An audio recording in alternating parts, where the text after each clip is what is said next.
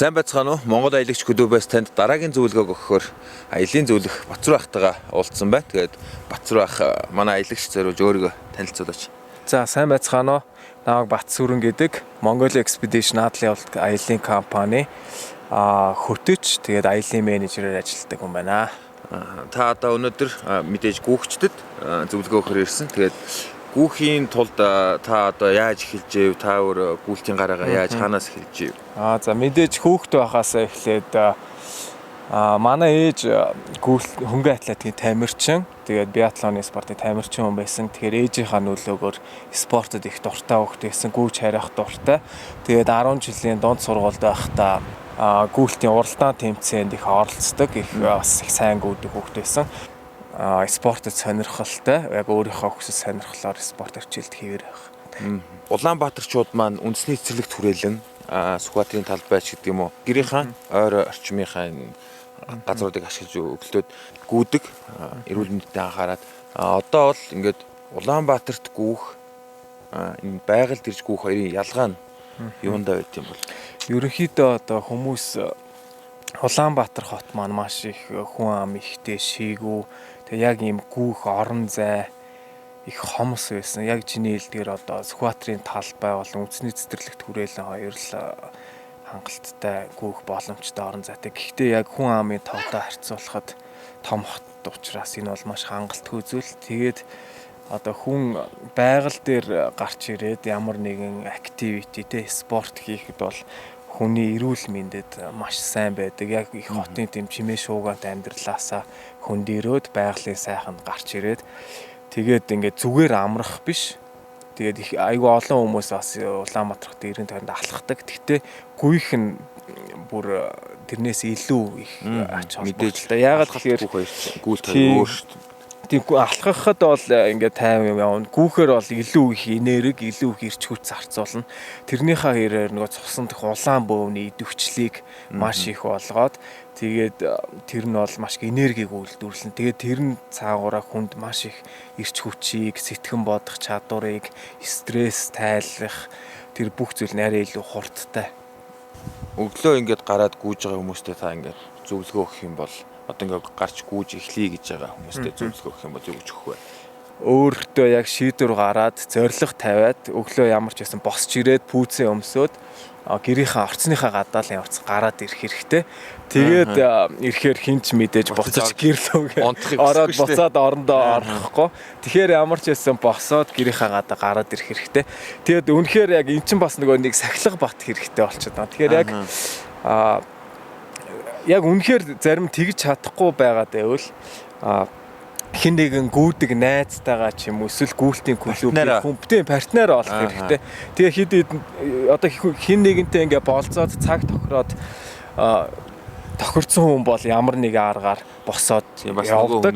Нөгөө хүний цаг зав тохирсон юм байна. Тэгэхээр хүн тэгвэл бас их өөрийгөө өглөөд гараад гүйж байгаа хүмүүсийн хурд темпний хувьд нь одоо ямар байвал зүгээр? Хурд темпний хувьд бол хүн болгоны бие организм, жин яг гүйсэн туршлага, гүйлтийн техник бүх зүйл ингээ харилцан адилгүй ялгаатай учраас яг тийм ийм яг одоо тодорхой зай юм уу хурд тийм зүйл бол яг хэлэхэд хэцүү. Яг тухайн хүн өөртөө тохирсон темпээр өөртөө тохирсон зайд ямар ч байсан гүүгээл эхлэх нь хамгийн чухал юм байна. Тэгээд явандаа тэр хүн чинь сайжраад улам илүү үр дүнтэй гүүгээ зөв техникээ сураад улам сайжраад явна л да. Тэгээд хамгийн гол нь хүн болгоны хувьд одоо бас жин тэгээд зүрхэнд ирж байгаа ачаал нь бас өөр байгаа да. Хүн болгоны бие организмаас болоод. Тэгэхээр хүний яг одоо 1 минутанд зүрхний цохилт 140-оос доош л байх хэрэгтэй. Хэрвээ үнэхээр амьсгаан давхцаад дотор нь давчтаад ингээд цаанхдахтаад хэцүү байвал ингээд зөөлөнгүүгээд яг өөртөө тохирсон тэр зөв хурдыг сонгох. Ааха. Ингэж ш та ингээд зүрхний ачаал гэдээ ярьж байна. Зүрхний ачаалыг ингээд хэвийн төвшөнд ч юм уу те ер нь яг зөв голдролд нь авч үлдэхийн тулд гүйлтийг яаж эхлүүлэх ёстой вэ? Хөлнийхээ олон ер нь биеийнхээ бүх энэ холбоос идүүдийг тий үе мөч бүх зүйлээ одоо хамгийн доороос шагаанаас эхлээл ер нь халааж эхлэх хэрэгтэй гадагшаа олон дотгошоо тэгээ дэшээ өвдөг хаарц гоё тий дунд ч юм уу тэгээ нуруугаа ингээд айл тал руу нэргүүлээ халаа нь учир нь болохоор хүн болгон биеийн жингээс үл хамааран ингээд гүүх үед маш их даралт ирж байгаа. Тэгэхээр ямар нэгэн гэмтэл бэртлээс цохилтоос тий тэр дөргилтоос хамгаалахын тулд зайлшгүй бие халаалт хийх ёстой. Өглөөд гараад гүйж байгаа хүмүүсийн хурд темпний хувьд нь одоо ямар байвал зүгээр? Хурд темпний хувьд бол хүн болгоны бие организм, жин яг гүйсэн туршлага, гүйлтийн техник бүх зүйл ингээ харилцан адилгүй ялгаатай учраас яг тийм ийм яг одоо тодорхой зай юм уу хурд тийм зүйл бол яг хэлэхэд хэцүү. Яг тухайн хүн өөртөө тохирсон темпээр өөртөө тохирсон зайд ямар ч байсан гүүгээл эхлэх нь хамгийн чухал юм байна. Хөнгөн атлетикийн спорт бол гүйлтийн хатанхаа. Тэгээд аливаа бүхий л төрлийн спортууд бол гүйлтийн элементийг заавал агуулдаг. Бидний одоо нүдэнд харагдж байгаа сагсан бөмбөг, хөл бөмбөг юм ингээд зогсолтгүй гүйж байгаа. Харин зарим нүдэнд харагдаагүй мөртлөө одоо бэлтгэл сургалтын үе зайлшгүй гүйлтийн бэлтгэл хийх шаардлагатай. Одоо бүх төрлийн бүхийн спорт, тэрч бүх ил оюуны спорт, шатрын спорт. Одоо яагаад вэ гэхээр хүн гүйснээр ингээд бүх эрч хүч хүний бие бүхий л эдис ширэхгүйд ингээ сэрж идэг, эрчимжж идэг, идэвчээд тэгэхээр мөн адил тархины эдис мас идэвчдэг. Тэгэхээр яг хүний сэтгэн бодох чадвар нэмэгдэн, эрч хүч нэмэгдэн, өөртөө итгэл, стресс тайлагдана гэдэг. Тоочдод бол маш олон шалтгаан байдаг. Тэгээд олон хүмүүс ямар нэг спортоор л хичээлчүүл ер нь эрүүл амьдрна гэж ойлгодог. Гэтэ хамгийн ялангуяа гүйлт дээр хичээлснээр одоо хүн ясны сэргийлтээс хамгаалагдаж чадна. Одоо жишээ нь ингээд хөнгөн шогших буюу ингээд жогинг хийхээр ингээд дэвцэл юунаас олж ингээд хүний ясанд ингээд маш их кальц ингээд тижэл нөхөгдөж идэг. Тэрнээс улбаалж хүний яс сэргийчих тэр эрсдлээс хамгаалагдаж чаддаг. Тийм маш том онцлог давуу талтай байна. Патрон цанх татах гэсэн. Тэгээ энэ юунаас их болд юм. Одоо хүн өглөө босоод яг гүйлтийн өмнө хит их хоол унд огцон мэдэж болохгүй. Тэгээ бас өглөө босоод хүн ингээ шингэнэ нөхөх хэрэгтэй. Одоо доор хаяж 500 г ус уусан байх хэрэгтэй. Тэгээ тэрнээсээ хойш нэг 30 минут цагийн хооронд гүгээд тэгэхээр нөгөө биеинд одоо шүн унтаад босоод ирэхэд биеийн бүх организм сэрээгүй байгаа. Тэгэхээр бүгдийн сэрээгээд тэгээд нөгөө шингэнэ нөхөөд одоо гүйлтэд бэлдэж өгч шүү дээ. Гүйлтэнд бэлдэж өгч нь одоо хоол шингэнээр дамжуулаад. Тэгээ нүүрс ус ихээр агуулсан одоо овёс, банан, гадил жимс тэгээ ингээ хөнгөн самартай одоо ийм снэк те хөнгөн зуур шийдвэл бас их сайн. Одоо таны энэ яриаг одоо мдээгүй сонсоогүй хүн болоо гүүх ёстой гэж ойлгоод одоо эсвэл өглөө сэрээ шууд гарчгүйгээд ч юм уу те шингэн уугаагүйсаа болоо нөгөө цанх татаад энэ нь болохоор нөгөө нэг гүүхийн эрүүл мэндэд тустай ч гэсэн нөгөө нэг одоо буруу хөвшилтэй байх юм бол эсэргээрээ болох магадaltaй. Энэ талаар тий одоо гүйлт нь хүн болгоо ингээ сонсож мэдсэн дуусан байгаа. Гүйлт бол хүний эрүүл мэндэд маш сайн гэдэг.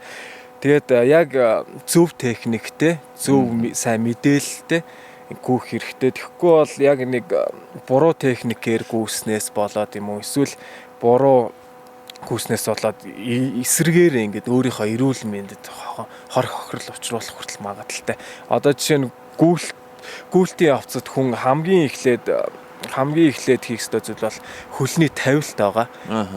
Гүйлтийн жигд дор хөлний тавилт яг уртлын тавхаа хэсгээрээ яг ингээд жигд маш зөөлөн тавьж тэгээ жигд гүйх хэрэгтэй. Маш олон хүмүүсийн ингээд харж байгаа түгээмэл алдаан яг өсгийн хэсгээрээ ингээд тавиад байгаа анзаарэгддэг. Тэр нь болохоор маш их хор хохиролтой. маш их дөргөлт үүснэ. Өвдөг болон бусад үеүүдэд аарцганд тэгээд дээшлээд нурууны дискэнд хүртэл ингээд цохол дөргөлт өгөөд элэг бөөрөнд хүртэл те. Тэгэхээр энэ бол маш их хүний эрүүл мэнд сөрөг өрнүүлээ те. Тэгэхээр эхнээсээ яг нөгөө гүйлтээ зөв техниктэй хөлийн тавилтнаас эхлээд гарын савлт те. Тэгээд гүйлтийн хурд тэр пейс те. Ингээд чигд байвал яг эрүүл мэндэд тустай. Мэдээж энгийн жирийн хувцастай гүүж болдгоо. Гүүж байгаа хүмүүс хувцлалтын тал дээр ямар анхаарах зүйлийг барьж авах вэ? За хамгийн ихэнд бол гүүж байгаа хүмүүс сонирхогч бай те. Арай гүүгээд эхэлсэн хүмүүс ч бай. Хувцсан дээр маш их анхаарах хэрэгтэй. Гүйлтийн хамгийн эхлээд хүний биед маш их эвтэйхэн. Тэгээд материалын хувьд болохоор нийлэг полиэстер материалаар хийгдсэн амьсгалдаг. Тэгээд хөлөрсөн үед тэрийг маш хурдан хатаах чадвартай. Тэгээд яг улирлын онцлогоос хамаарат тэр хувцснууд бол өөрчлөгдөнө. Одоо манай Монголд яг гүйлтийн чиглэлээр дагнсан тийм брэндүүд бол нэг тийм хувцсны дэлгүүрүүд бол ороод ирчихсэн юм байлээ. Тэгээд тэр бол маш сайн зүйл. Тэгээд энэ гүйлтийн хувцсны материалууд бол маш хөнгөн нэмгэн биш энэ яг сайн материалтай л байх хэвээр. Гэхдээ яг хөвөн даав яг юм тим байх бол хэрэггүй. Яг орчин үеийн тийм зориулттай те амьсгалдаг, хурдан хатдаг полиэстерийн тусгай материалаар хийгдсэн хувцснууд байвал их зүгээр. Тэгээд хамгийн гол зүйл бол гүйлтийн пүүз. Гүйлтийн пүүз хүн ингээ гүйх явцдаа маш их дөргөлтийг авч идэг. Ялангуяа хөлний үе мөч өвдгөн дээр маш их ачаал ирдэг. Нурууны диск аарцаг те гих мэтчлэн.